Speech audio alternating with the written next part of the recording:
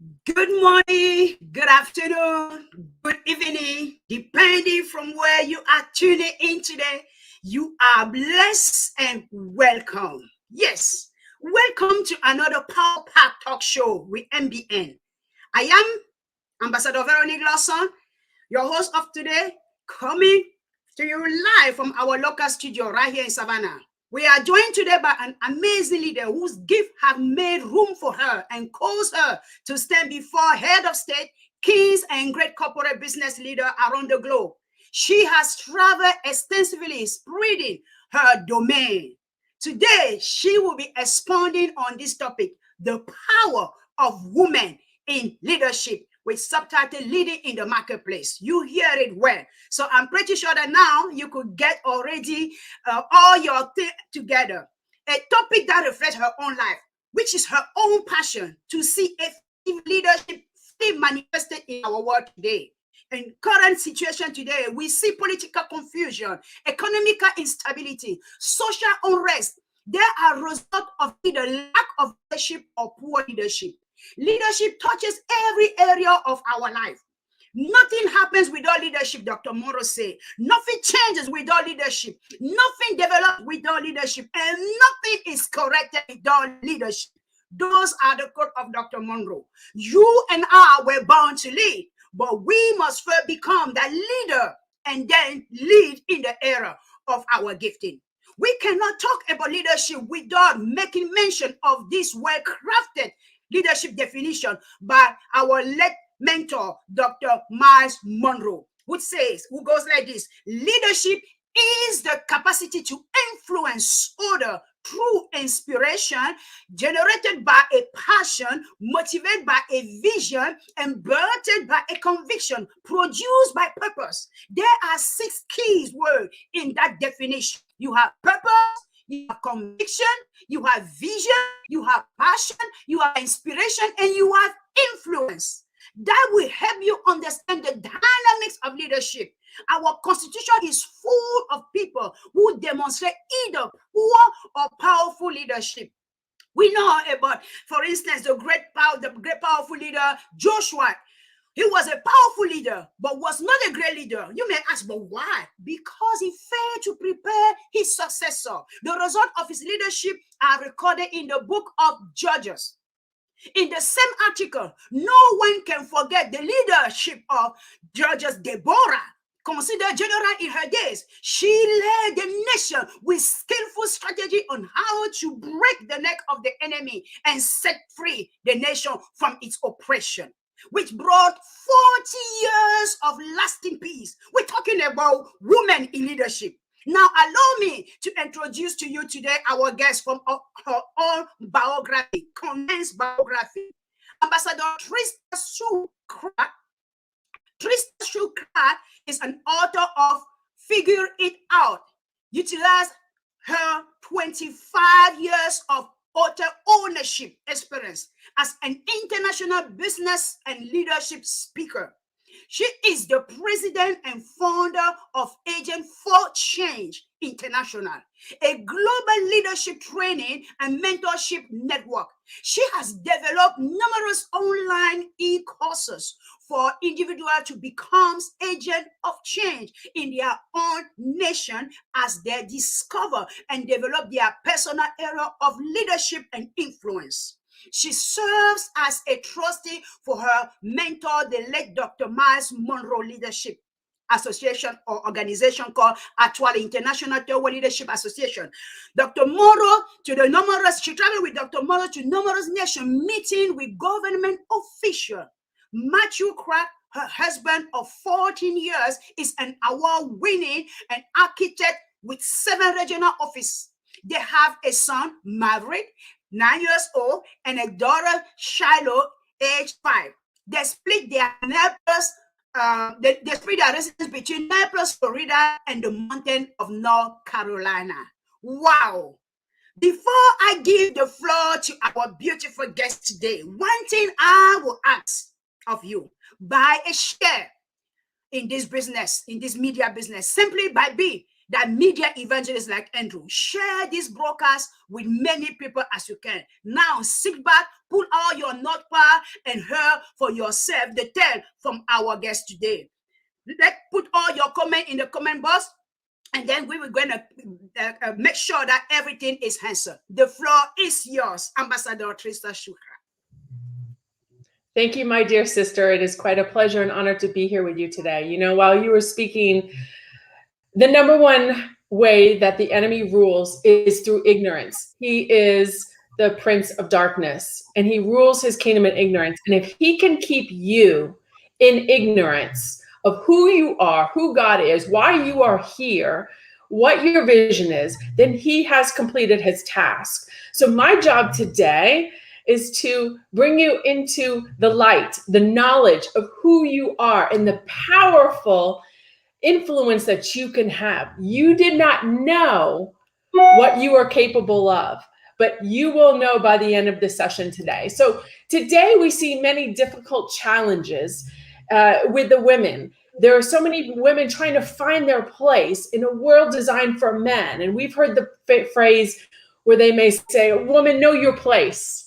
Well, that's what we will do today. We will come to understand our place. And when you do that, and you do not try to be illegitimate and trespass in another place or another position, you will find your divine superpower. So today, women feels the pressure to be everything to everyone all the time. We raise babies, we pay the rent, we make the meals, the laundry, we keep the place clean. We work to pay our education all at the same time. We are natural multitaskers for a reason. We're very busy. We have so many demands on our life, from work, the boss, to our own, maybe we have an organization and the nonprofit, our family, which is all encompassing. We have our husband to tend to, and the demands that society puts on us. They can be very demanding and it can be very exhausting. And then there's you, the individual. I want to address you, who you are, why you are here, what you were born to do. And these are questions sometimes we don't even get a chance to ponder because we're so busy, all the demands on us. Now, I would like to bring some perspective today and give you the opportunity to actually think for a moment about who you are and where you currently desire to go. For who you are and where you have been, your past, your experiences, they are uniquely qualify you for your own definition of success according to your personal assignment, why you were sent here. Now, I grew up in the trailer park, Harvey Heights in Florida. It is not my identity, but it is my reality. It is my experience. And my parents and my background and my upbringing are all used to prepare me for the vision that God sent me here for. So we cannot despise our journey or our past or experiences. Your story is unique and it must be told, for this is what gives God the glory. I'll never forget the last year Dr. Miles Monroe was alive. He came to Naples, Florida. We had a big executive trustee retreat in February 2014.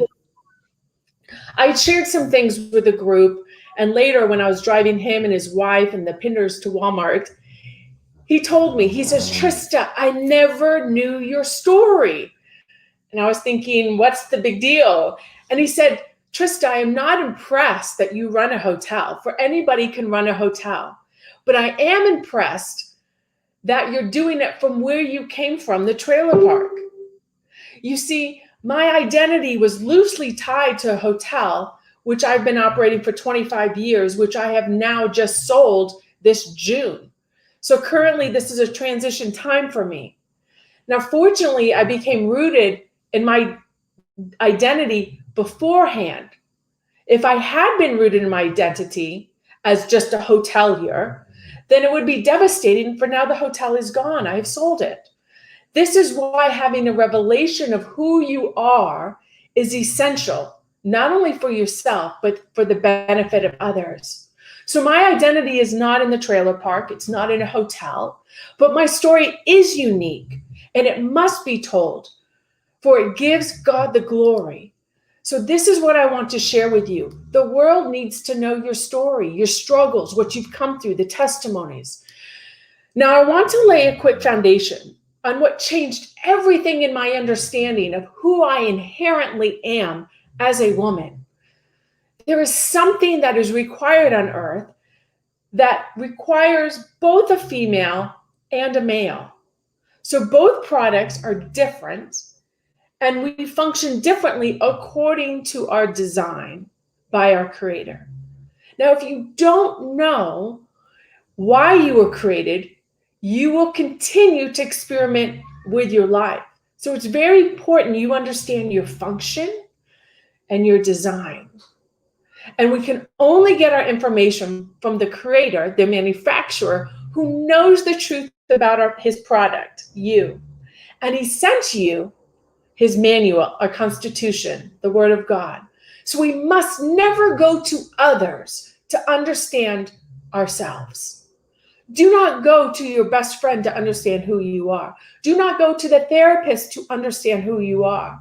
We do not go to the romance novels to know who we are, or the magazines, or social media, or the soap operas, or Netflix. These are people's opinions.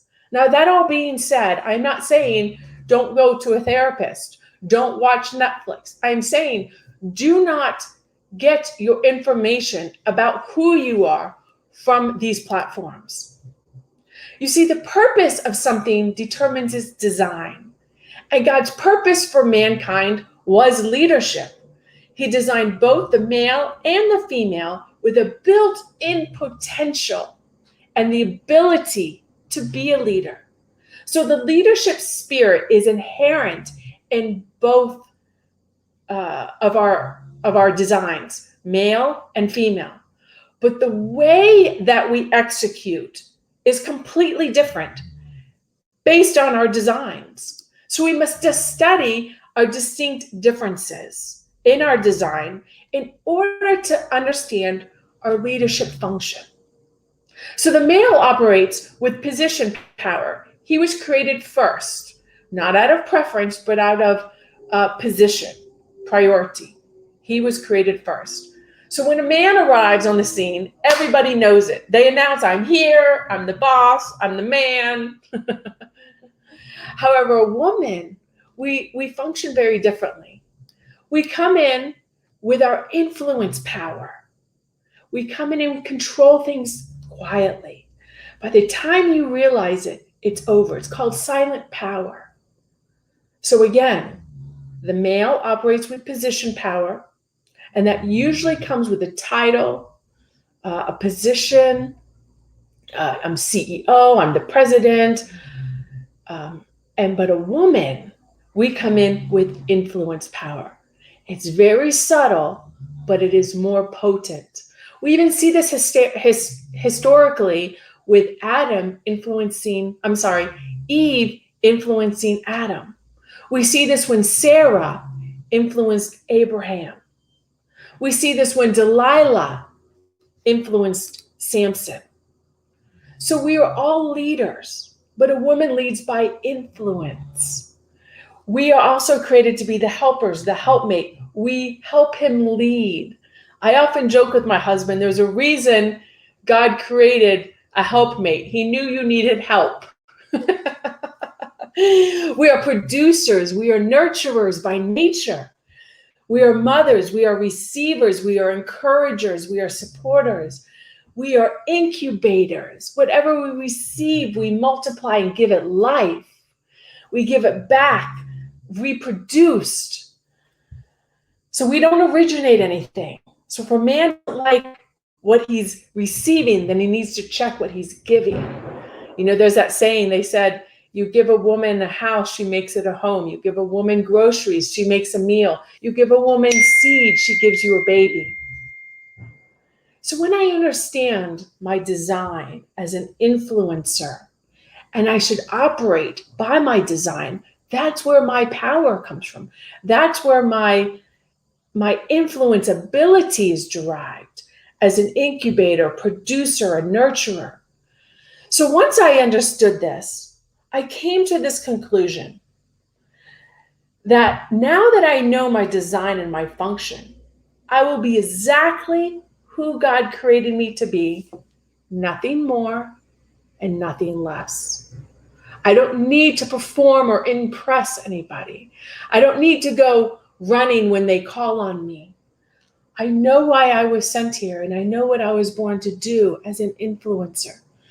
So when you understand this, you become very satisfied and very secure in who you are and what you are called to do and what you are called not to do. So on a side note, women, you may have a title, you may have a position, but you don't need one in order to lead, for we lead by influence. Our silent power is much more subtle and much more potent than even the position power. So once I discovered this, I pinpointed my gift, I documented my vision, and then I could get down to work. But the big question, always in the back of my mind, and it should be yours from this day forward, is how and who am I going to influence? Like I stated before, I no longer have a hotel.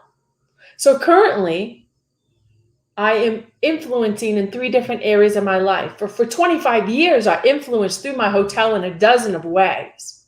But that season is over.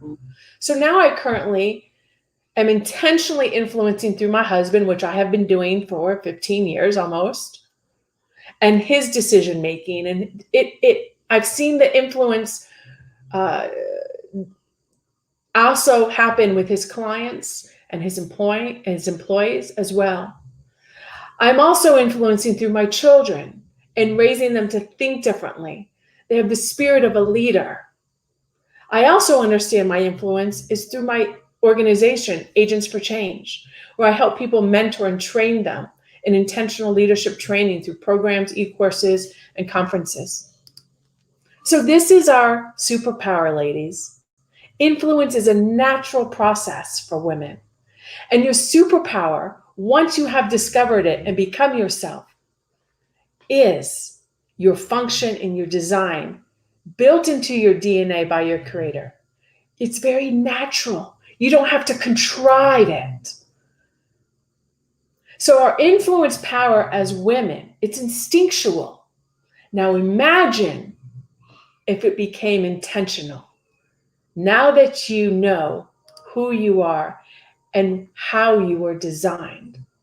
So here I have listed 5 keys to influence, and you'll see how simple it is and natural it is. Number 1, be authentic. Discover your genuine self. It's a process. You must get down to the bare bones of your existence. Once you have discovered who you are, your identity, and why you are here, your purpose, this becomes easy. And from this place in your life, you navigate it. You navigate your responsibilities. You navigate the decisions that you make. Your no's become much easier when you know what your yes is. Otherwise, you will not have a compass to guide you. And this makes things very challenging, overwhelming, and unsatisfying. So get down to the simplistic things in life. Jesus said, Martha, there are many things, but only one that you should concern yourself with. One thing that is important in life, or maybe 2. So discover what that 1 or 2 things are that you should focus your life on. Number 2, a key way how to influence is take advantage of your disadvantages. I don't consider them disadvantages, but the world does, or you may. But I hope to change your mind on this today. Jesus made Nazareth famous. They said to Jesus, Nazareth, what good can come from Nazareth? What, there's 9 people in this village? What good can come from that? Trista, what good can come from a trailer park home? But Jesus made Nazareth famous. We all know about Jesus from Nazareth. You see, Goliath miscalculated David. The world is supposed to miscalculate you. Goliath was expertly trained in hand-to-hand combat. And here comes a young boy, a teenager, and expert slinger, and it caught him off guard, and it cost him his life. So the world is supposed to miscalculate you. So take advantage of your disadvantages. They're not. They're used to propel you to your destiny. That's why your story is so powerful and important as well. And this is where we incorporate the sheep-snake strategy. This is why Jesus instructed us to be like sheep and innocent as doves. Doves are very unassuming. We're not intimidating. So people's guards come down. But yet he said, you think like a serpent. You are shrewd. You understand timing, just like Queen Esther. So then by the time it goes down, it's too late. We can see this with evil Haman, who plotted against the Jews and hanged his own uncle by the noose that he made he was actually hanged by the own noose that he made for Esther's uncle Mordecai. Because of her influence and her wisdom, she saved an entire race. On the other hand, this power of influence can be very destructive if not tempered with the Holy Spirit. This is why even in our nation, that even one woman who petitioned for a law in 1973 to destroy the millions of babies in their mother's wombs, she went to our government and petitioned this. That's one woman's influence. Even in our own government, we can see position, power of women of influence and position power. They are prominent and they are calling all the shots, for they are operating in both functions, both in position and influence power. You see how powerful this is? The third key to influencing is vision, knowing exactly what you were sent here to accomplish. It can be infectious, inspiring. So you must become narrow-minded and know what you were sent here to do. You must ignore all the other things that you could be doing, knowing the one thing you should be doing. This takes the weight, the burden of being everything to everybody. And I know how that feels. It's a weight. But however, there can be extraordinary results that are determined on how narrow you can make your focus. You should narrow your life down to that one or two things, like Jesus told Martha. Only a few things in life are necessary. So narrow your vision down.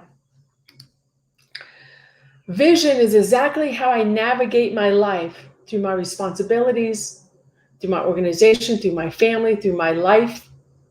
I've narrowed it down to a few things, and these have become the priorities in my life. And I've become very disciplined in this. The fourth way to influence, ladies, you're going to love this because it's very natural for you. You cultivate relationships. You must stretch your comfort zone a bit. Attend social events and mix with different associations. Invite them to your home for dinner. Meet with leaders in your community with the goal of simply becoming their friends. Now, this Father's Day up here in the mountains of North Carolina, we had a barbecue and we invited some people. And I was sitting there down at our fire pit on our lake, and there was this young lady sitting there, and I said, "Where are you from? Where do you live?" And she said, "Well, I'm in D.C." And I said, "You're in Washington, D.C. What are you doing there?" And it turns out that she is a key person in two distinct places in government. And I started sharing her with the vision I have of training people to go into government or go into local community positions to influence, whether it's the school boards or the PTA or the school unions or the city council. And she's so excited and has asked to become a part of it. So we must find somebody, if we desire, if you know someplace you want to go, we must find somebody to mentor us. Take someone with experience to lunch and ask them key prominent questions. Cultivate relationships. Sometimes it's easy. We keep our circles so tight. We keep them so close. Some of us are introverts and it's easy. That's where our comfort zone is. I get it. I'm an introvert. I've had to work on this. And I've been learning the value of expanding my associations. Number 5, we must take the initiative. This is a key word. Initiative is a verb. When one thing, the right thing, is set into motion, it can topple many things. I call it the domino effect. You set one domino in motion, and the next domino can bring down another domino 50% larger. So success is built sequentially. It happens over time. Sometimes we may seem, it seems overbearing, it seems too large, your initiatives and your objectives. So we shoot for the moon and we come back, and my favorite quote is, dream big, but build small. When you dream big and you know what you were born to do, you can start small at the beginning. A lot of you are waiting for money, aren't you? Oh, I need money. No, you need an idea. And most of you already have an idea of that one thing and you can't let it go. And you're waiting for money. Well, let me tell you, my friend, you will be waiting until the day you die. Because God responds to faith. I know we want him to put that parachute on us and then we jump. No, he says, I'll wait till I see you jump and then I'll give you a parachute. So we must learn to operate with faith and take these initiatives. One of the top 5 regrets people have on their deathbed is they wish they had the courage to live a life true to themselves and not the life others expected of us. And I know how easy it is to get caught in that trap as a woman because we are built by design to help. We like to help others. But you have to come to the realization you aren't called to help everybody.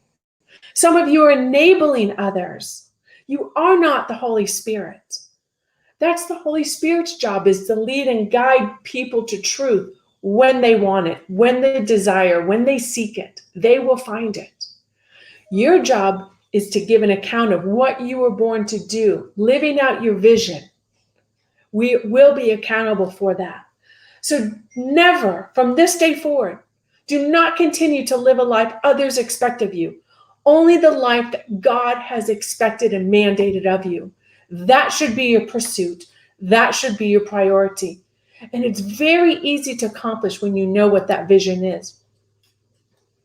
You know, Joseph, as became influential, if you remember in history, under Potiphar, as the VP, the victor of Egypt, by solving a problem. So if you want to make an impact in this world, study a problem in your community and solve it. For this is ultimately how we glorify God and fulfill our purpose through our life assignment. So therefore, my identity is not as a hotelier. My identity is not as a mother. My identity is not rooted as a wife, but foundationally in my Creator, my unique inherent gift, and my function as a woman. Therefore, I can remain in stealth mode as the seasons change and we experience the transitions in life. Whether you are single, whether you are married, divorced, widowed, or an empty nester. Some people find it very hard to transition. But when you understand your design and your function, it makes it navigatable. So your significance and contribution to this generation as a woman is found in your Creator, in your gifting, in your design. And you are a natural influencer in the workplace, in your community, and in your home. Do not negate the power of this.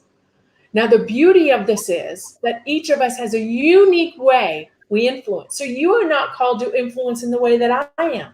So be creative according to your culture by bringing his culture into your culture.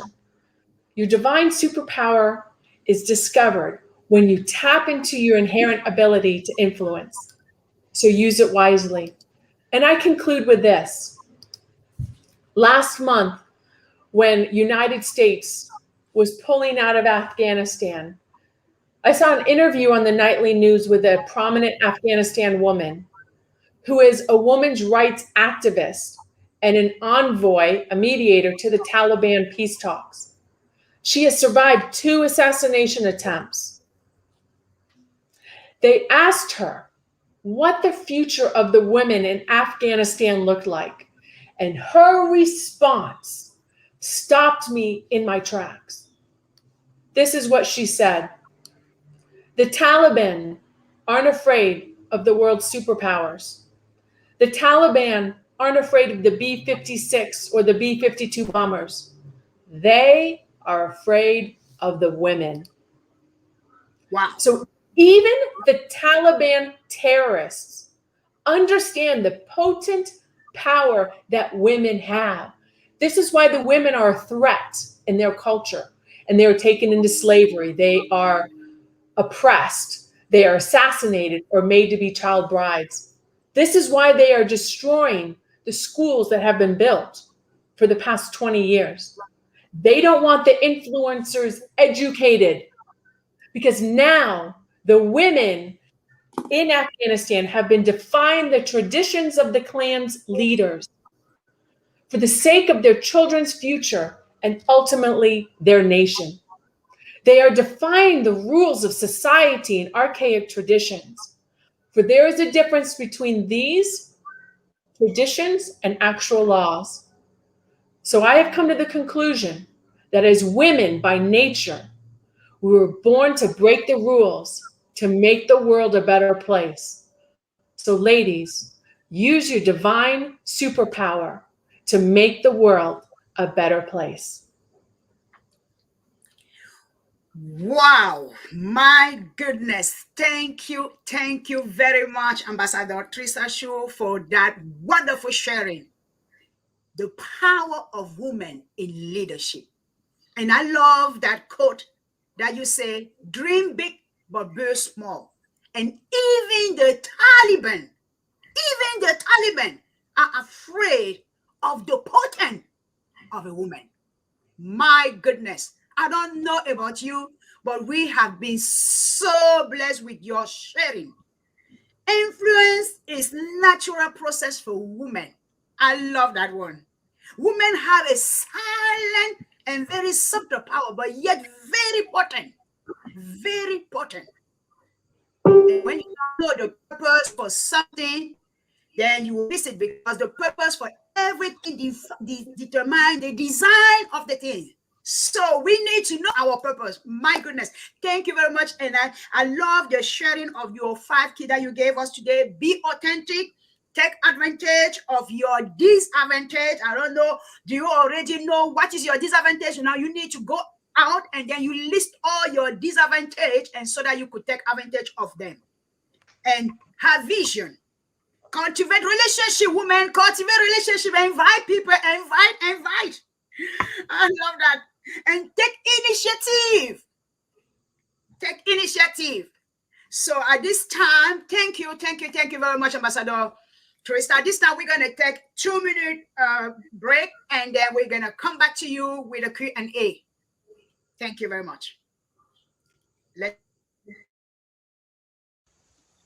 Hi, I am Trista Sue, founder of Agents for Change, where we offer intentional, authentic leadership development to transform culture and influence change. This is done through symposiums, podcasts, social media, as well as a number of leadership development e-courses on my new app launching October 4th. Through our new Agents for Change app, you will also find an international community of world changers that you can connect to and grow together and learn from on our very own social media platform called the Ambassadors Forum. I've also developed the School of Influence e-course as a self-paced or virtual leadership program that equips you to discover your identity, pinpoint your purpose, and document your life vision to become all you were born to be. Now, the greatest need in the 21st century is for authentic, visionary leaders. For leadership is the cause and the solution to all human problems. Countries, communities, corporations, and families are overmanaged and underled. The world is full of plenty of managers, but very few authentic leaders. Therefore, I'm also launching my new Authentic Leadership course on October 4th to specifically address this pandemic of illegitimate leadership. So please connect with us if you have a desire to manifest your full potential as an authentic leader and influence change in your generation.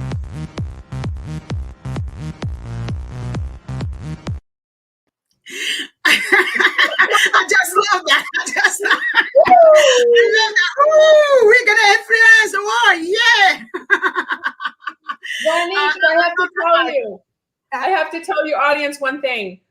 I have pushed the launch date back a month. I have to reorganize things using Apple Store, and so we're reorganizing, so it's not quite excellence yet. So I'm launching it a month later in November. Great. That's awesome. And then I know that today you have 2 shows before you came out to ours, and then you were addressing actually that illegitimate leadership. My goodness, that is awesome. We can't wait to really go onto that ad and cause all the people to tune in and watch and then subscribe, and also get into the mentorship class of Ambassador Trista, because I think you also having an ambassadorial forum, correct? Yes, Agents of Change Symposium in January, and I'm going to be doing a lot of it virtual because a lot of people are emailing me, even Australia, and they can't come. You know, there's a lot of lockdowns, so we'll be virtual. Yeah, that's gonna be awesome. I'm looking forward to be down there in the physical. Now we're gonna be moving into our question and answer session, and the first question is gonna be popping on the screen, and then it says, I could read it while it's popping. It says, with the great capacity to manage many things, could we say that women have the gift of management since the beginning? Yeah, actually, it was Adam that was specifically told by God to manage, steward the earth. And therefore, because all the generations were found in Adam, and he was supposed to instruct Eve in the same mandate that we were given, and we were both the spirit of mankind. So male and female were both given the same mandate. So therefore, they both are required to manage and steward all the resources of the earth since the beginning. Now, that being said, I do believe women are designed to more easily multitask than most men, generally speaking, especially when it comes to raising a family and all the responsibilities that come with the household. It is a great necessity, but definitely both were given the management mandate. But in multitasking and management, yeah, women, because of the families, I believe, it comes a little easier to most of us, not everybody. But it is both of our mandates. We are both required to manage. Great. Thank you very much for that answer. That's so true that we receive the mandate, both female and male, to manage the planet Earth. And then, as you say, even in your sharing today, that women are multitasking, so that automatically management skill is built in us. Thank you. The second question is going to be popping also in the screen, is that the word says that behind each man is hiding a great or powerful woman. Is a good perception for the kingdom? Is it a good perception for the kingdom? Well, my grandma used to say behind every successful man is a woman laughing. Okay, so in all seriousness, in reality, we are standing side by side. The woman-wombed man was created out of Adam's rib, his side, not his posterior, not his back. However, that saying is derived, I believe, from man being predominantly located in the position power. And therefore, the woman is behind him, figuratively speaking, as the world views that relationship. You know, the man in position power. But the woman is co-leader with the man and designed to function as co-manager with him. Therefore, in truth, they are side by side by design and therefore by function. Wow, wow. I love that. I love that precision and that clarity that you actually bring into that question. I answer that because, oftentimes we use quotes or maybe we use things that have been said or a kind of a proverb to come to try to make it true. But I really appreciate that the fact that you say that, yes, we are side by side, not behind, women not behind, side by side. Remember where you were taken from the side. So side by side. Oh, I love that. I love that. I love that. Thank you.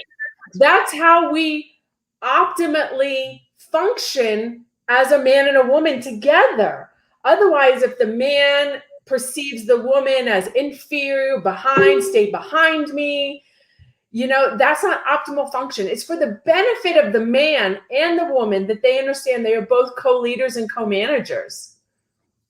I love that. I love that. So I trust that your answer today actually corrects that type of verb, that also the mindset, because we often think that it is because that quote says so or that proverb says so, that is it. No, we are side by side, and I love that correction today. Really, thank you very much. The next question is going to be popping on the screen. Is there any link between feminism and female leadership? Yeah, feminism and female leadership. If yes, how is the point of view of the Heavenly government about? Excellent question. The global idea of feminism refers to the belief that men and women deserve equality in all opportunities, in treatment, in respect, and social rights, which is true. We all are created equal. However, feminism has 4 different camps. So you can't lump sum all of them into one thinking or one mentality. There are extreme different camps in feminism. You have the liberal feminists, and they say there should be no gender identity, because we're all equal. And they want to undermine your gender as a female and a male. So that's the extreme, the liberals. Then you have the socialist feminists, then you have the Marxist feminists, and then you have the radical feminists. I'm sorry, the radical ones are the ones that want to eliminate genders. So what happens is they are actually limiting themselves to a physical body, because there is no such thing as a male and female spirit. And the first thing that comes to most people's mind is gender, is color of the skin. However, the truth is that everybody is an eternal spirit made and created out of God. Therefore, you understand who you are. You're a spirit being first and foremost with an earthly body. You are not an earthly body having, a spiritual experience. You are a spirit person having an earthly experience. So therefore, my trait as a woman doesn't define me. I am a spirit being first and foremost with either a male or a female body. And these are the tools that I use to execute my purpose. You see, they don't define me, but I understand the function of them and operate in the function. So I must consider myself from a spirit perspective first. And then I understand my purpose and my assignment. And that's why I realized God needed a white woman in a female's body suit on the earth in order to properly influence by nature. The problem is humanity is still trapped in Greek philosophy. It's called the trap of traits, which is actually my next live stream. The trap of traits. Thinking leadership is about traits. It's a Greek philosophy. But we must understand that one trait serves one's purpose. It doesn't define you as who you are. So when a man doesn't understand the function and design of a woman, then the woman feels they have to assert who they are so that they can get equality, because the man doesn't understand who he is, so he oppresses and suppresses the female, not understanding we're all eternal bodies. So this is what happens when people don't understand this and they are defined by their traits. Veronique, we have seen this in genocides. We've seen this in the Holocaust. We have seen this in social unrest. Most people are still trying to fight oppression from the wrong perspective, not understanding the truths of who we are. Now, until I understand my purpose, my traits are a weakness. But now that I understand my identity, my purpose, my trait is a strength. And I love and I embrace my traits as a woman. So when people identify themselves by their traits, that's all you have and that's all you see, so you have to protect it. And if people aren't conscious of their spirit being, all they have is their traits. So traits are given to us because of our assignment. And my identity is not my assignment either. So I hope that helps us understand our identity. So when we understand our identity, the rest falls into place. And when someone knows who they are, they will never oppress others. So true, so true. Wow, what an answer. Beautiful, beautiful. The world is ruled by Greek philosophy. The trap of trade. I can't wait to hear that one. My goodness. Thank you very much for that answer. And we're going to move to the next question, which is, can you give 3 rules of thumb or pointer to follow in the marketplace, especially when dealing with people, irrespectively of my leadership position? Well, I came up with 2. I was trying to think and I forgot to think of the third one. I think my children distracted me. Number 1, this is something I've had to operate in. Allow everybody to lead in the area of gifting. Don't micromanage, but when you know they're gifting, they function in that area, then things work much better. If someone is in an area where they are not easily gifted in, or that's not their gifting in the area of function, then it's called trespassing, because now you're asking somebody to be something that they're not. It's not their natural area of gifting. Veronique, I had a front desk clerk one time that I liked him as a person. He was a great young man, but he would always insult the guests. He would tell them they reminded him of certain movie stars or actors that maybe weren't so beautiful or nice. And I would get complaints about him.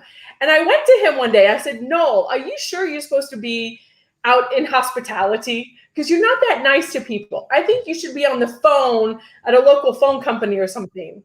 Because I realized that wasn't his area of gifting. So you have to understand a person's gifting and allow them to operate in that area. And if they're not in that area, help them find an area that they can operate. Otherwise, they are trespassers. And that is what an angel out of place is. They became a demon. So people can torment you when they're not in their rightful place, because they themselves are tormented because they're not in the rightful place. So an angel out of place is a demon, and they can torment you. So that's one key thing I've learned when it comes to dealing with people. My. Secondly, the second rule of thumb or pointer is everybody has different abilities and capabilities. So you cannot expect, and this has been one of the hardest areas for me, is I expect certain people to actually get results or get things done when they're part of the team or part of the staff. And not everybody has the same ability. And I saw this with the parable Jesus told us of the talents. It says he gave each one according to their ability. Some people have the ability to manage 1 talent or 5 clients. Someone may have the ability to manage 5 talents or 20 clients. So we cannot expect people to operate at the level we expect.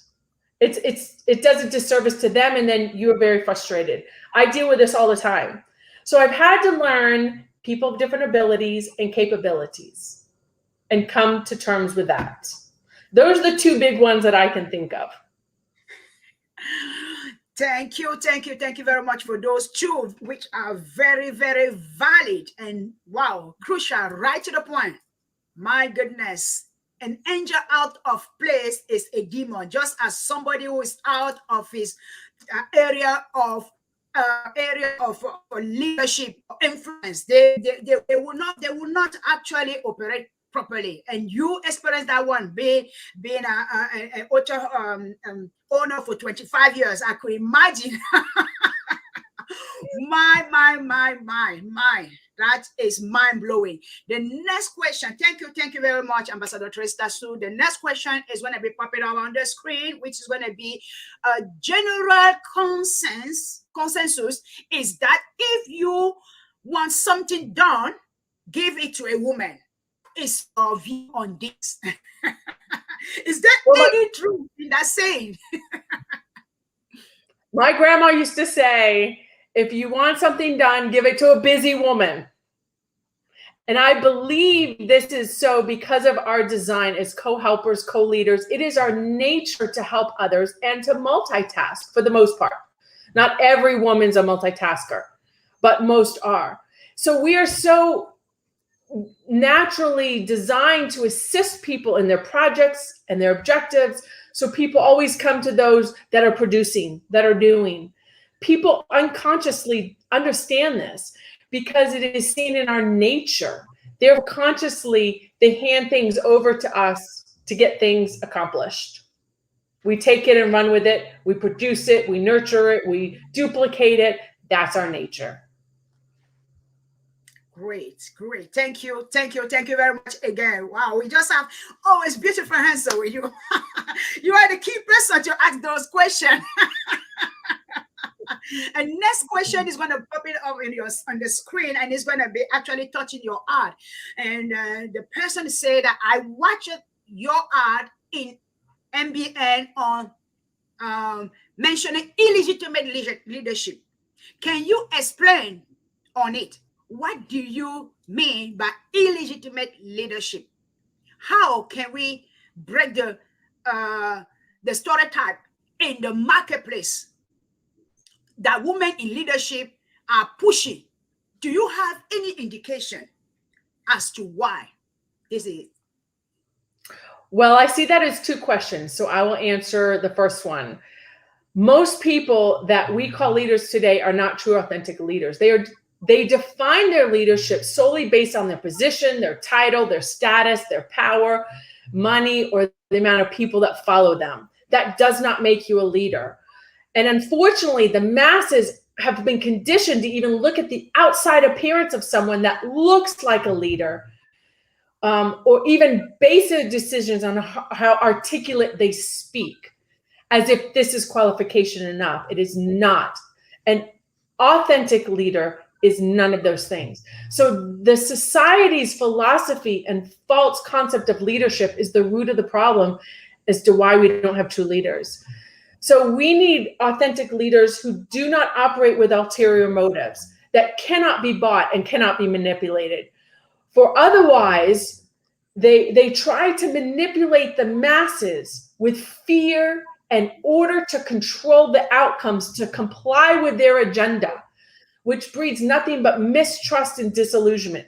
This is the crisis I consider illegitimate leaders. And illegitimate leadership has 5 tenets. It's about controlling and imposing one's will on others. Secondly, they believe leadership is management of people rather than management of giftings. Thirdly, they systematically believe that leadership is superior to following, and that is why it's dangerous to promote certain people. They think they're superior. I have a title, I have a position. No, that's illegitimate leadership philosophy. Fourthly, they believe that leadership is served by the followers and is measured by how many followers you have. No, that is not the case. Fifthly, they falsely believe that leadership is cultivating and manipulating the fear of others. They are nothing but professional manipulators, and they force things to go their way with ulterior motives. It's an oppressive spirit in operation where they withhold from you in order to manipulate you. And they work on your emotions with their words. I've even seen this in the church. So true, authentic leadership is contrary to these elements. A true leader focuses on serving one's gift for the sake of humanity. It's not measured by how many people serve you, but how many people you serve. And unfortunately, the majority of so many politicians is focused on self-preservation and the next election rather than solving the problems of this generation. So true authentic leadership is not about control. It's about service. It's not about power and lording it over others, but about empowerment of others. So authentic leadership is not about people, but it's more about your purpose, discovering it and serving it. It has more to do with pursuing oneself rather than being pursued by others. So the foundation of true authentic leadership is knowing who you are, becoming yourself more than doing. For out of your doing stems your being. The issue is most people don't know who they are. They are insecure leaders looking and hungry for power, and they lead from a place of insecurity and are solely driven by this pursuit of power. So I hope that helps identify the dichotomy of authentic and illegitimate leadership. Very much, very much, very much. Thank you very much. Yes, yes, definitely. That really helps identify the authentic and the illegitimate. You made it very clear. Thank you, thank you, thank you very much. Okay, question about being pushy. Should I respond to that? Yeah, go ahead. Go ahead. Okay. I honestly have no problem with being considered pushy. I don't see it as negative or derogatory. You know, is this negative connotation or just someone who knows what needs to be done and is a natural delegator? You know, women break the rules to make the world a better place. And many have their idea of what a woman should be. But when you're your authentic self, you're just being you. Therefore, people, due to people's own misconceptions, they label you as pushy or bossy. But when you know who you are, labels don't even bother you. You know what? They called Jesus demon-possessed. They called him a blasphemer. They called him a glutton and a drunkard. But does this make it true? Absolutely not. No. Absolutely not, because Jesus knew exactly who he was and who he is. So stop apologizing for it. Ladies, stop apologizing for it. Ooh, that is so powerful. So powerful. So powerful, Trista. Thank you. Thank you very much. Wow. Wow. Wow. Wow. The next question is going to pop on the screen again. Is that why those high educated women sometimes find it difficult to find a life partner? I believe, from my experience, it takes a very secure man to be with a very secure woman. That sums it all. Woo. It takes a very secure man to be with a very secure woman. Period. Wow. Exactly. Exactly. Thank you. Thank you. Thank you. My goodness. The next question, we have one more. After that question, we have one more. Why do some high educated men prefer a less educated woman? Insecurity. They have a need to be needed and insecure. I think it comes down to that. Yeah, very simple but powerful. Comes down to that. Insecurity always. When people are insecure, they will try to labor, they will try to do this, they will try to do that because of insecurity. Because they don't know who they are. They simply don't know who they are. Women, never be with a man who doesn't know who he is. Can you please repeat that one again? Women, never be with a man who doesn't know who he is. Because if he doesn't know who he is, there's no way he will know who you are. Run. Run for your life. Run for your life, woman. Don't settle. Ladies, do not settle. Veronique waited a very long time to be married. I waited a very long time to be married, and it's worth the wait. Right, Veronique?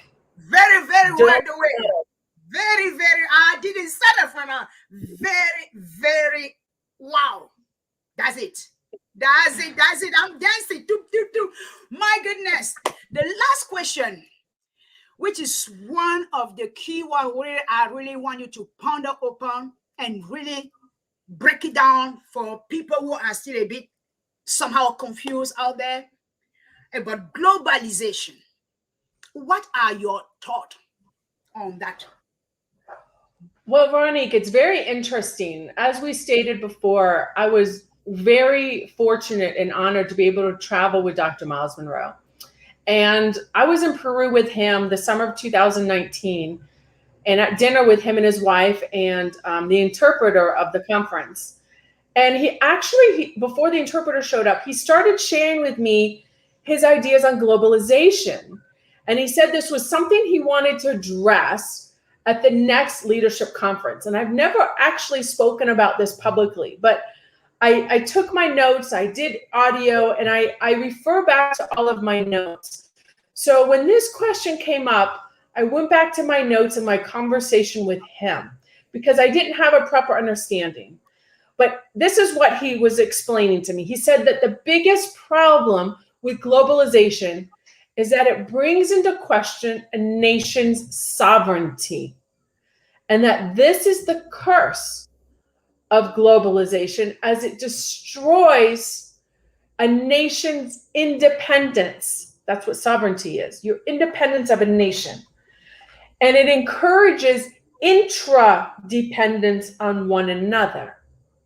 Now, the example in that year that had happened, if you remember, Russia and Ukraine and the Russian rebels were at war.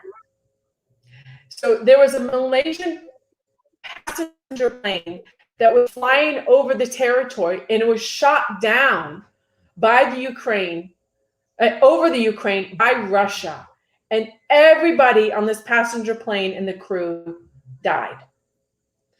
Now, the problem is they never went after Russia and did sanctions on them.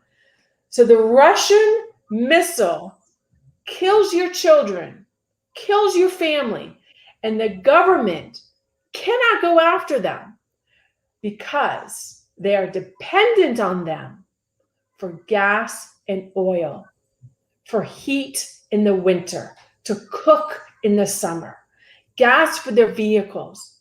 So Russia says, if you don't confirm what we say, it wasn't us, and defend us, then we will strangle you. So your nation's own identity and self-worth is at stake. And that is the problem. The European Union were supposed to vote on Russia and put sanctions on them. But the problem is the majority of them rely on Russia for gas and oil. This is a problem. They are intra-dependent on Russia. That's the crisis of globalization. It destroys sovereignty and encourages interdependence. And globalization is the demise of the world. Wow. Wow. My goodness.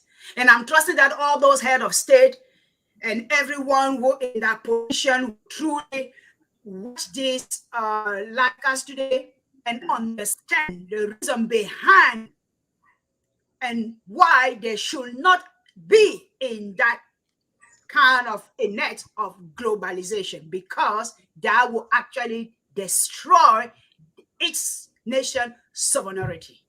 Wow. Yes. Can you imagine the effects of other nations making decisions that affect your nation, that affect your life? We are seeing this happen. We have been witnessing this for decades. That is the problem with globalization. it will be the demise of the world. Dr. Miles was convinced of this. He was going to start teaching on this. And I had to come to my understanding of what he was talking about. And we are witnessing this, Veronique. We are seeing the actions of what China is doing affects us. Yep.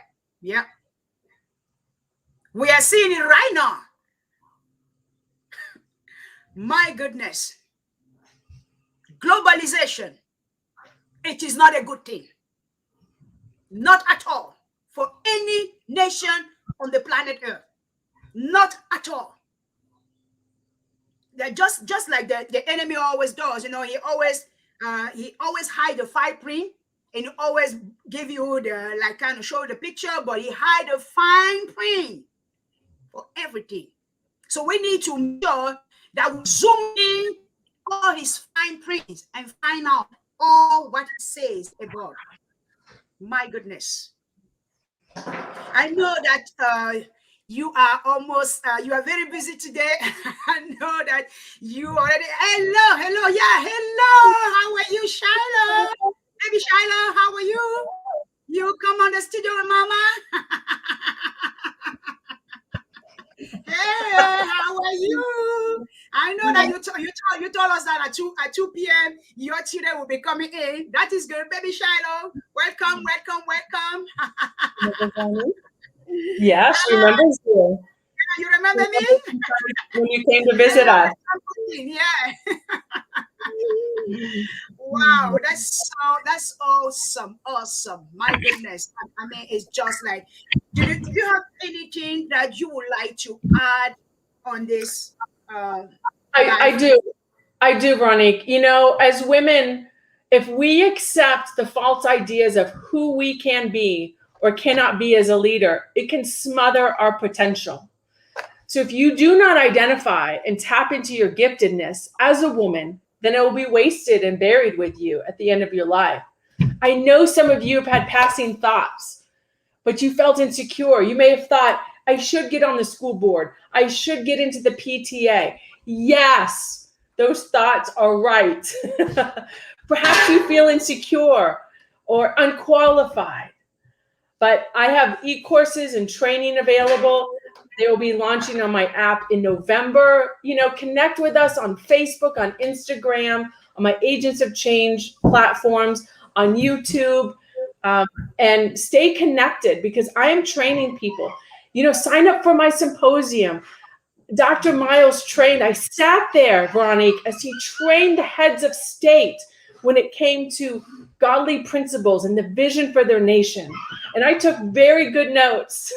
So I have all this content, and I'll be training people in January. So if you have those thoughts, they are good. If you have character and integrity, your generation needs you to get involved. You cannot complain about things or simply just pray for it to go away. You need to be the answer to your own prayers so that we can solve this pandemic of illegitimate, inauthentic leadership. And as women, now you are no longer in ignorance of who you are and why you are here and your function and design as a woman to be the influencer in your community and your generation. Wow. Thank you very much, Ambassador Trista Shu, for that final remark. A really beautiful discussion today on how the power of women in leadership and how each woman actually, we have a potent leadership in us and the potent influence. We are natural influential. And I love the fact that you answer all those key questions, and especially that globalization one. So it is have been my privilege today to really bring to you live this live cast today or broadcast today with the help of our technical team.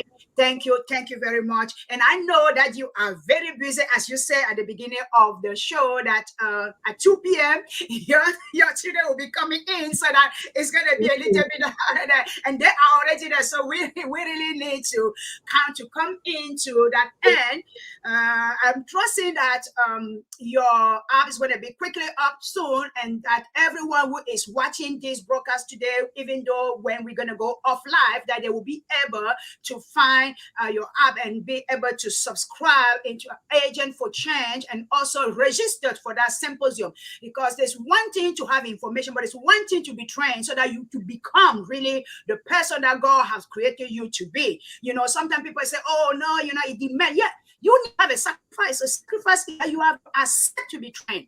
Because not having a gift does not mean that you already know it all. There are always people who have experience in the field, and so that they want to impart that word in your life.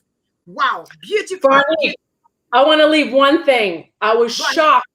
We were sitting in a Kingdom Training summit with Dr. Miles, and I'll never forget this statement he said, and I think of it all the time. He said, if you guys only knew how stupid the people in government are, he said, any one of you in this room are more qualified than they are to be in that position of government. And I was like, how could he say that?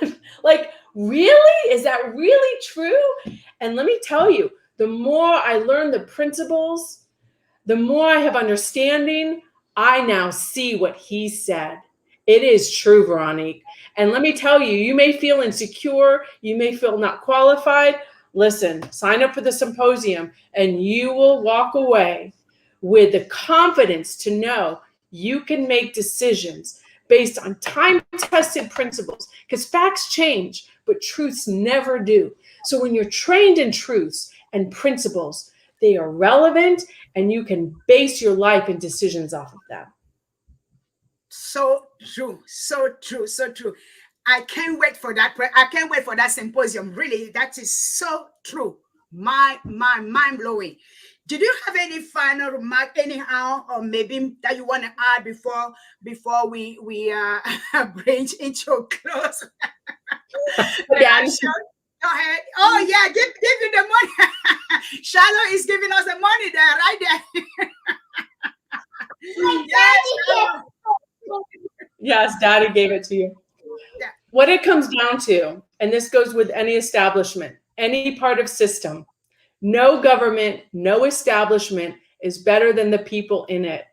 It doesn't matter how much you pray for government, it doesn't change. It doesn't matter how much you pray for the establishment and complain, it doesn't change. That's why we must teach, we must train, and pray for the right people to be in the establishments. So if we do not get involved, then we cannot complain. And if we do not get involved with governing, then you will be ruled by a fool. So we cannot afford to let other people to take over our lives. We must be involved in the process. And I will end with this. May his kingdom come and may his will be done here on earth, just as it is in heaven. Thank you, Veronique, for inviting me today. It's been a pleasure.